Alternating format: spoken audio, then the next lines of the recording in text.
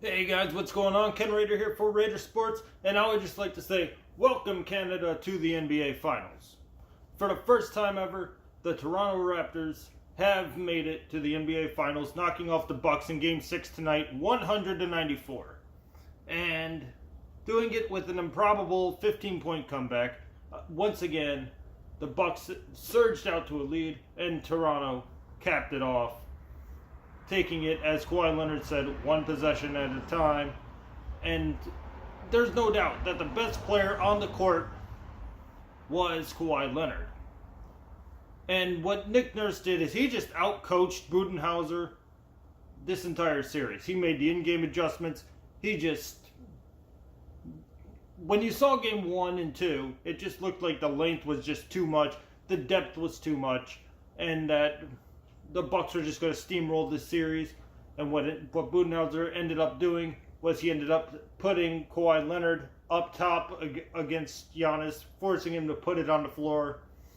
And then when he would get in the paint, the Raptors would just collapse the paint, use that length with Serge Ibaka and Pascal Siakam to really either force Giannis to either try to bully through, pass it out, or settle for a jump shot.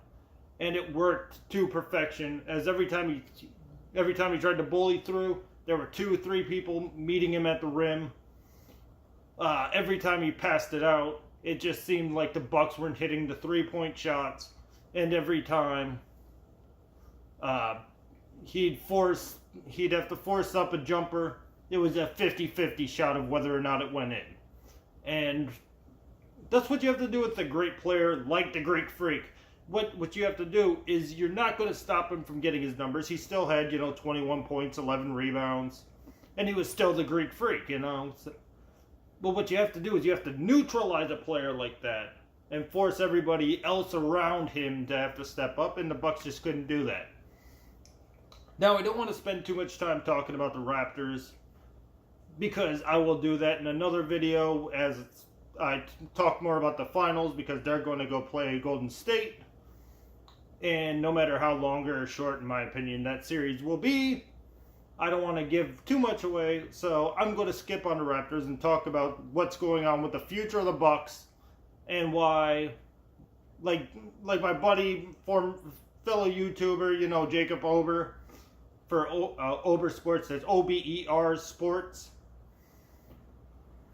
Just, my heart goes out to that guy, man. He's just an incredible YouTuber who's really underrated. He shows you the passion that he has for Wisconsin sports. And yes, even though, I roll my eyes when it comes to the Packers, but it's just amazing. He reminds us of what fans are. So if I can digress about that, and now I'm going to get back on the topic of why Bucks fans shouldn't feel down about this. Yes, you guys had some growing pains. Bucks, you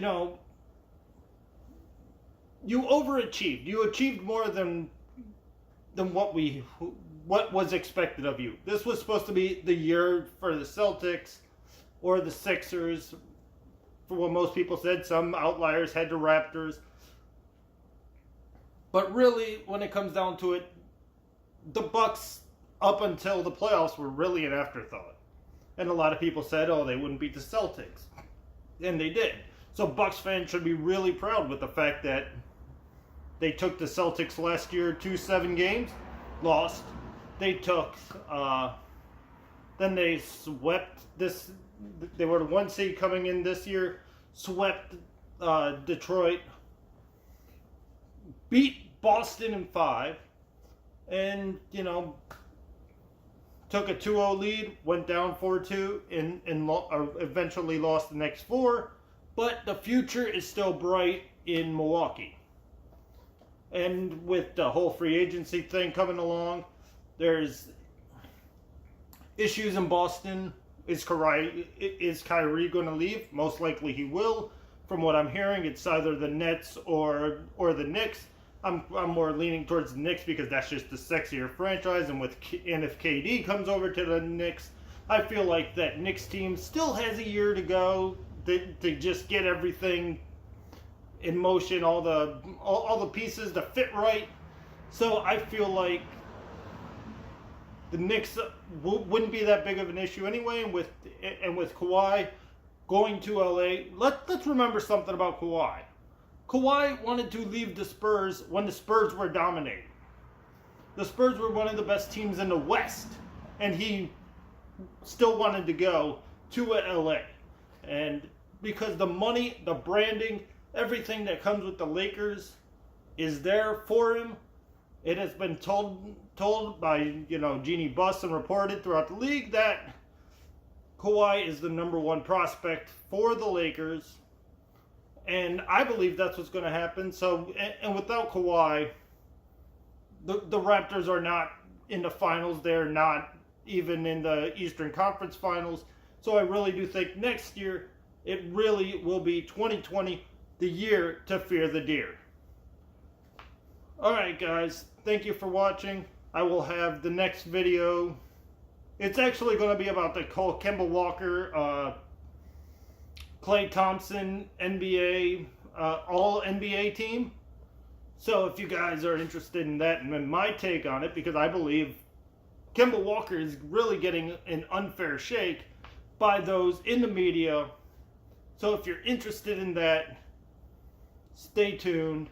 That'll be my next video. I'll probably shoot that sometime Sunday morning. So guys, thank you for watching.